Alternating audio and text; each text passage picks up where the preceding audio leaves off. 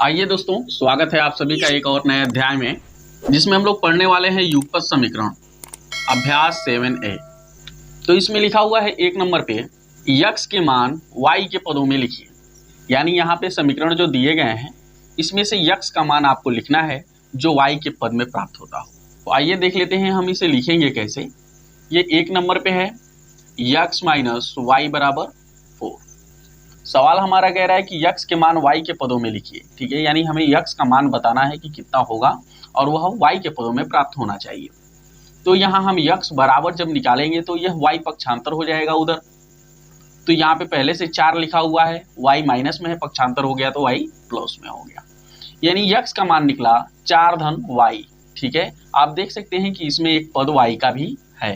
तो सवाल के हिसाब से हमारा ये x का मान निकला। आइए हम लोग 2 नंबर पर देख लेते हैं। यहां भी आपको x का मान ही बताना है y के पदों में।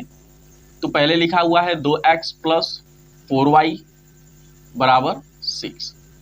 सबसे पहले आप इस y वाले पद को उधर पक्षांतर कर दीजिए क्योंकि आपको x का मान निकालना है। तो यहाँ पे लिखा हुआ है 6, जब 4y पक्षांतर होगा तो माइनस में 4y हो जाएगा, देख लीजिएगा। अब यहाँ से x बराबर जब आप निकालेंगे तो 6 माइनस 4y में यह 2 जाके भाग कर देगा इस तरह से। अब यक्स बराबर हो जाएगा, ऊपर से आप देख रहे हैं यहाँ 6 है यहाँ 4 है, यानी दोनों पदों में 2 कॉमन है तो 2 कॉमन ले लीजिए। तो यहाँ से 2 कॉमन निकल गया तो बचा 2 तिहाई 6 3 बचा, और यहाँ से 2 दूनी 4 यानी 2y बचा बटा यहाँ से बचा 2। देखिए 2 से 2 कैंसिल हो गया। तो x बराबर आपको मिलेगा कितना, 3 माइनस 2y। तो ये यक्स का मान है y के पदों में। आप देख सकते हैं इसमें एक पद y का है, तो इस तरह से आपका यह आंसर निकला।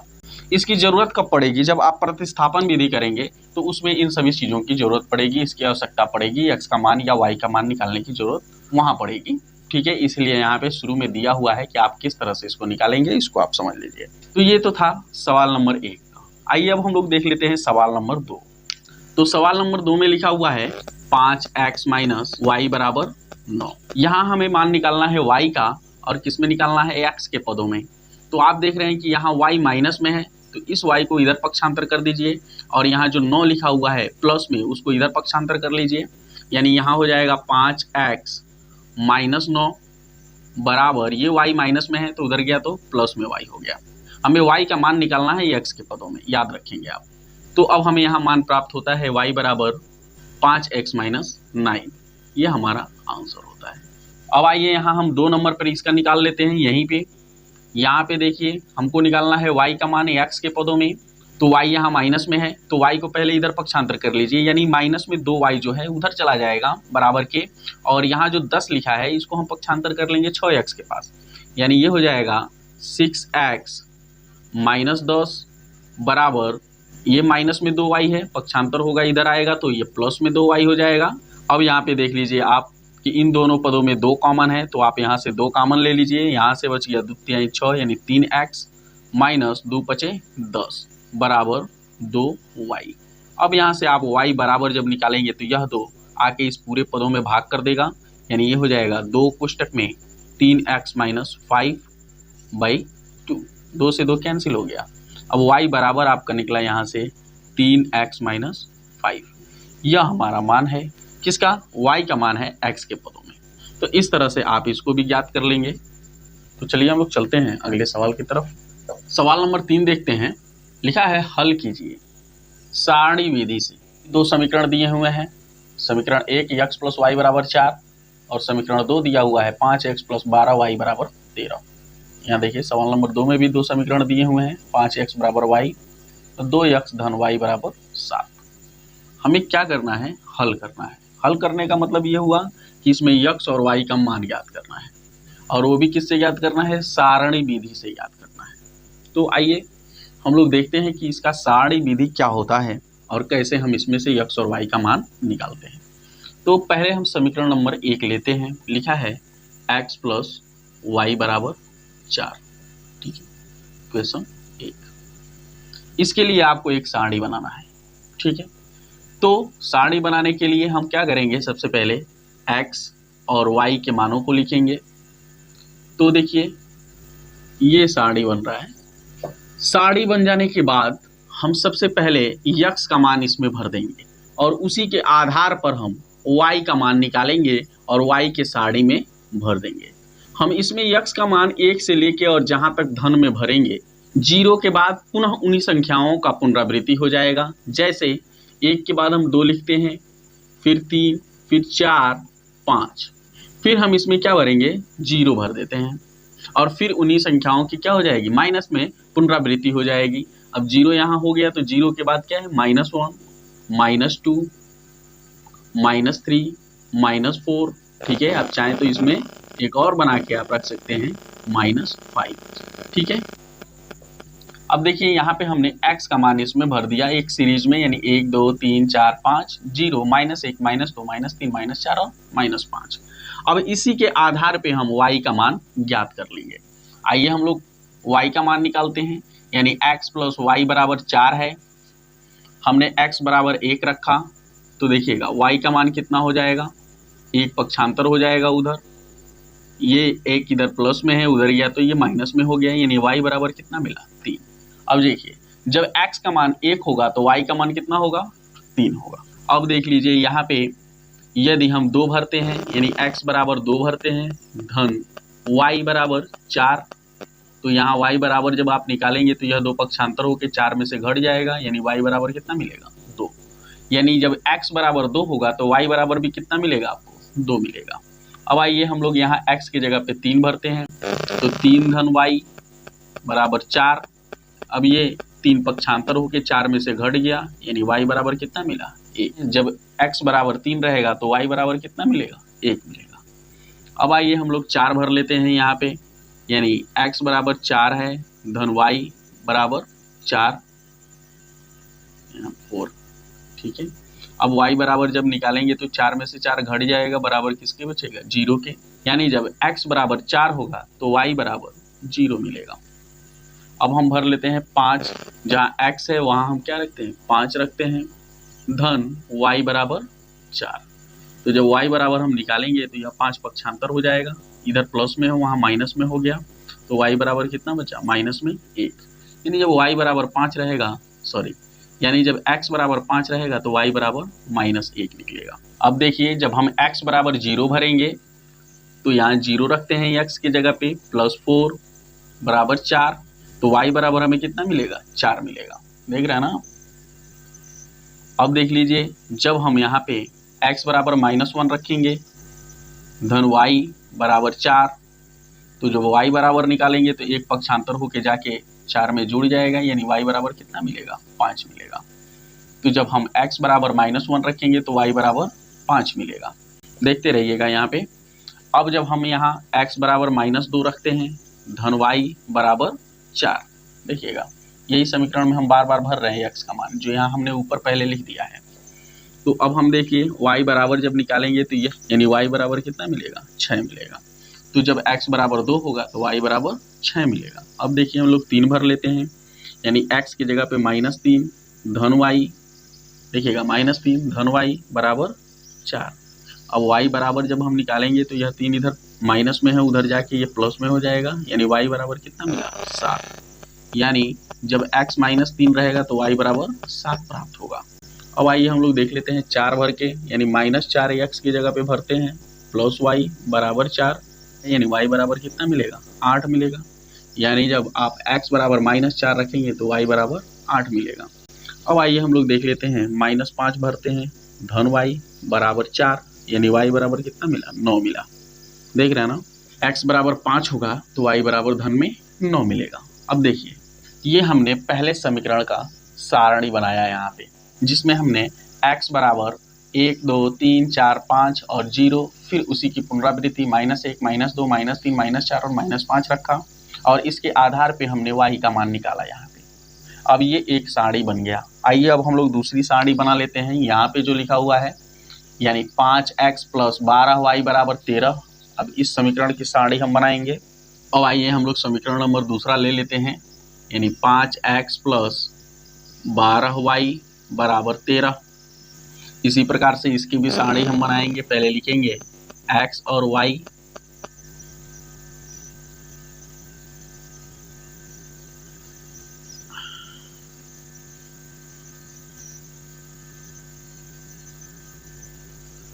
अब हम यहाँ यक्स का मान भर लेंगे, यानी 1 2 3 4 5 0 -1 -2 -3 -4 -5, देख रहे हैं ना।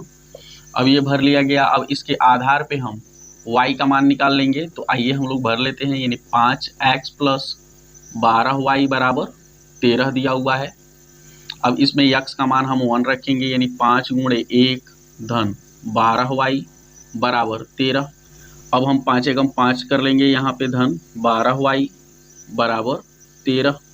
5 को पक्षांतर कर देंगे, उधर अचर पद है तो वह 13 में से आके घट जाएगा।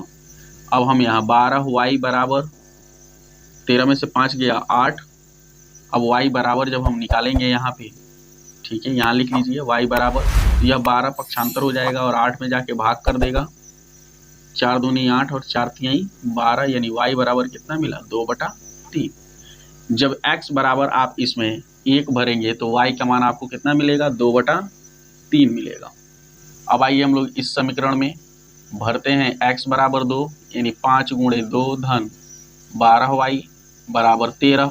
5 दूनी 10 हो गया, धन 12y = 13। 10 को पक्षांतर कर देंगे तो 12y बराबर, पक्षांतर होगा ये तो प्लस में, इधर होगा तो माइनस में हो जाएगा, यानी 13 में से 10 घटेगा 3 बचेगा।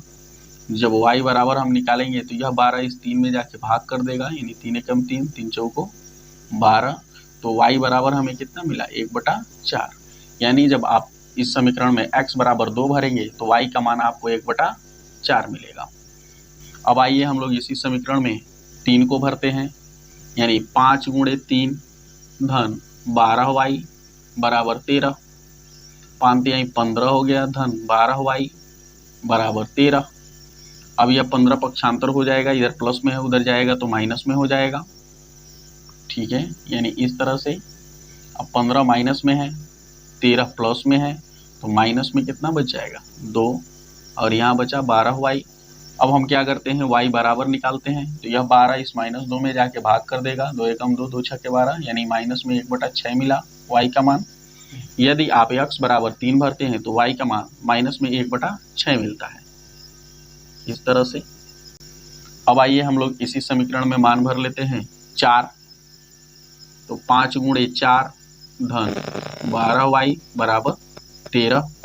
5 चौको 20 हो गया, धन 12y = 13। अब देख लीजिए यहाँ पे 20 को पक्षांतर कर देंगे उधर, तो वह 13 में से घट जाएगा। तो 12y बराबर 13 में से 20 घटा तो माइनस में 7 बचा, तो y बराबर निकालेंगे तो यह 12 - 7 में जाके भाग कर देगा, यानी y बराबर कितना मिलेगा, माइनस में 7/12।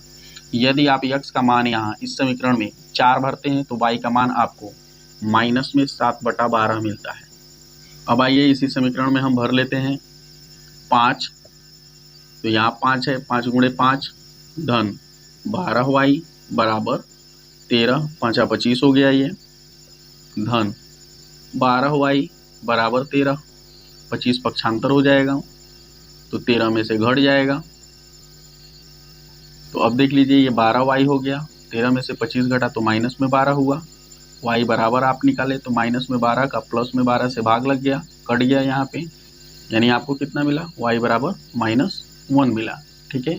यानी x बराबर आप 5 इसमें रखेंगे तो y बराबर -1 मिलेगा, ठीक है। अब इसी तरह से तमाम आप भर लेंगे, जैसे यहाँ 0 भरेंगे, ठीक है। तो 5 × 0 = 12 होगा, यानी 12y = 13। तो यहाँ 0 हो जाएगा, धन 12y = 13। y बराबर निकालेंगे तो 12 पक्षांतर होकर 13 में भाग कर देगा, यानी अगर 0 आप भरते हैं x का मान, ठीक है, तो y बराबर आपको 13/12 प्राप्त होता है। यानी आप -1 भरते हैं, यानी 5 × -1 लिखते हैं, प्लस 12y = 13। तो ये देखिए ये प्लस में, ये माइनस में, प्लस माइनस माइनस, 5 एकम 5 हो जाएगा, प्लस 12y = 13। अब 12y बराबर जब आप निकालेंगे तो यह 5 पक्षांतर हो जाएगा, प्लस में आ जाएगा इधर, ठीक है। तो अब 12y बराबर लिखेंगे आप, 13 × 5 = 18। y बराबर निकालेंगे तो 18 में 12 का भाग लग जाएगा, 36 18, 6 दूनी 12, यानी 3/2 मिला। यदि आप x का मान माइनस में 1 रखते हैं तो y का मान 3/2 मिलता है, ठीक है। अब आइए हम लोग इसको सब भर के देख लेते हैं, एक सारणी बना ही लेते हैं। ये सारणी बनाना बहुत ही जरूरी है, आप सीख जाएंगे एक ही सवाल में। तो यहाँ देख लीजिए, यदि हम माइनस में 2 रखते हैं यानी 5 गुणे माइनस में 2 धन 12y बराबर 13, ठीक है। तो ये प्लस ये माइनस प्लस माइनस माइनस 5 दूनी 10 हो गया, धन 12y बराबर 13। अब यहाँ 12y बराबर निकालेंगे तो 13 में 10 जुड़ जाएगा 23 हो जाएगा। ये हो गया 12y बराबर। अब y बराबर निकालेंगे तो 23 में 12 का भाग लग जाएगा, यानी y बराबर 23/12 मिला। यानी यदि आप x बराबर माइनस में 2 रखते हैं तो y का मान आपको मिलेगा 23/12। इसी तरह से आप भर लीजिए, अगला मान भी भर लीजिए, ठीक है, घबराइए नहीं। अब यहाँ पे भरेंगे आप 5 गुणे माइनस 3 धन 12y बराबर 13, तो प्लस माइनस माइनस 5 3 15 12y बराबर 13। पक्षांतर कर दीजिए 12y बराबर, तो ये 15 आके इस 13 में जुड़ जाएगा, ठीक है। 5 3 8 2 28 यानी 12y बराबर 28 हुआ। y का मान निकालेंगे 28/12 हो जाएगा। अब यहाँ पे हम भाग दे लेंगे, यानी 2 एकम 2 2 चौको 8 और 2 छके 12 2 तिहाई 6 2 सते 14 यानी 7/3 मिला। यदि आप x का मान माइनस में 3 रखते हैं तो आपको y का मान 7/3 मिलेगा। अब आइए हम लोग देख लेते हैं, यहाँ माइनस में 4 भरने पर क्या मिलेगा। 5 गुणे माइनस 4 धन 12y बराबर 13। अब यहाँ रखिए 5 चौको 20 माइनस में 20 हो गया, धन 12y बराबर 13।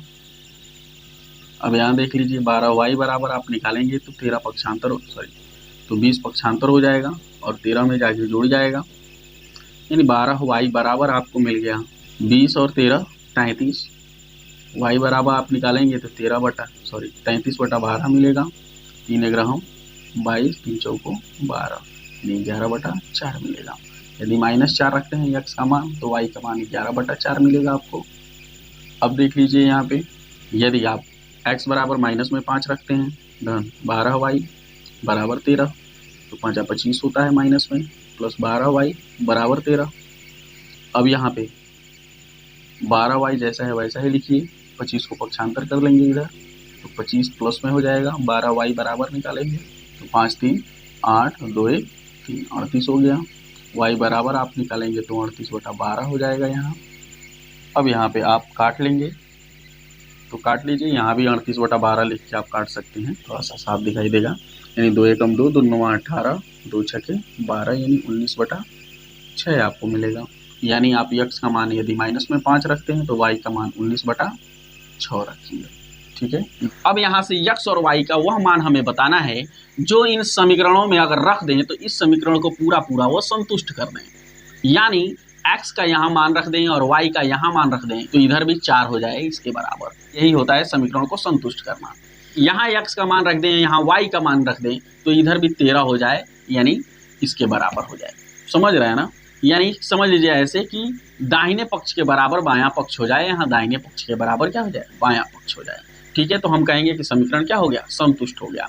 तो अब हम इन सारणियों में से कैसे उन मानों को निकालेंगे, तो आइए हम देखते हैं कि x का वह कौन सा मान है जिसके लिए y का मान वही प्राप्त हुआ है दोनों सारणियों में। यानी x बराबर 5 तो y का मान -1 मिला है, x बराबर 5 तो y का मान -1 मिला है। ऐसा कोई पद नहीं है, आप देख सकते हैं x का ऐसा कोई मान नहीं है कि जो दोनों में उभयनिष्ठ है, सिवाय 5 और -1 के। तो यहाँ से प्राप्त होता है कि x बराबर होगा 5 और y बराबर क्या होगा, -1। इस तरह से यह x और y का मान ज्ञात हो गया, यही हमारा आंसर है। अब आइए हम लोग सवाल नंबर 2 देख लेते हैं। लिखा है 5x बराबर y और 2x धन y बराबर 7। आइए हम लोग सवाल नंबर 2 देख लेते हैं। इसमें लिखा है पहला समीकरण 5x बराबर y, ये समीकरण नंबर 1 है। इसके लिए एक सारणी हम बनाएंगे।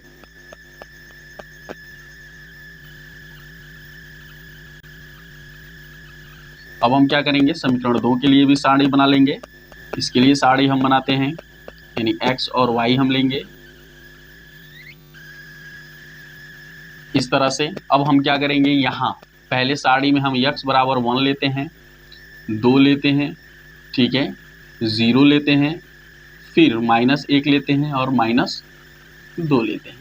एक खाना यहाँ अधिक है तो इसको मिटा दीजिए, ठीक है। पहले वाले में भी हम वही लेंगे, 1 लेंगे, 2 लेंगे, 0 लेंगे, -1 लेंगे और -2 लेंगे। इस समीकरण में x बराबर 1 रखते हैं, यानी 5 गुणे 1 बराबर y होगा।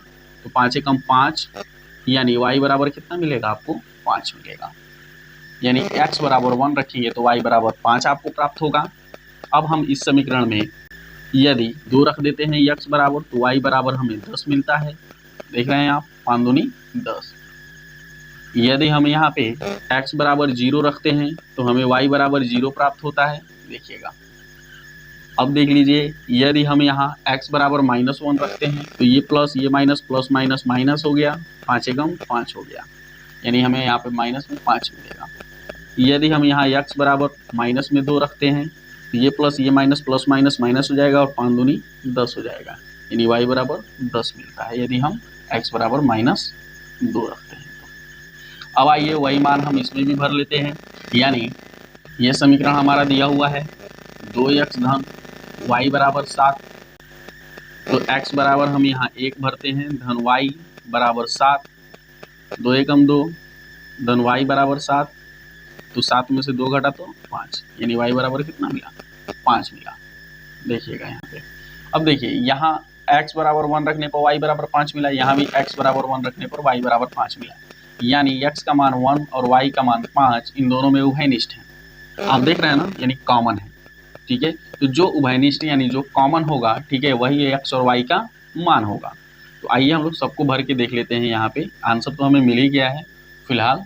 तो यहाँ पे अगर हम 2 रखते हैं तो y बराबर वह 4 इस 7 में से घट जाएगा, तो y बराबर कितना बचेगा? 3।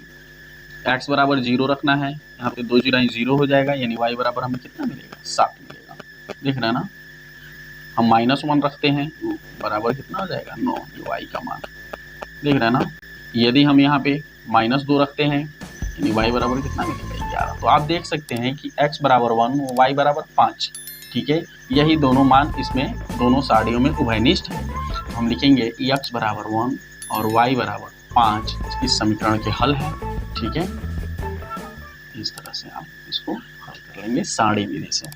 ठीक है, तो आज के लिए इतना ही। कल हम लोग पढ़ेंगे प्रतिस्थापन विधि और विलोपन विधि। तो आज के लिए बस इतना ही, मिलेंगे फिर अगले भाग में। तब तक के लिए जय हिंद।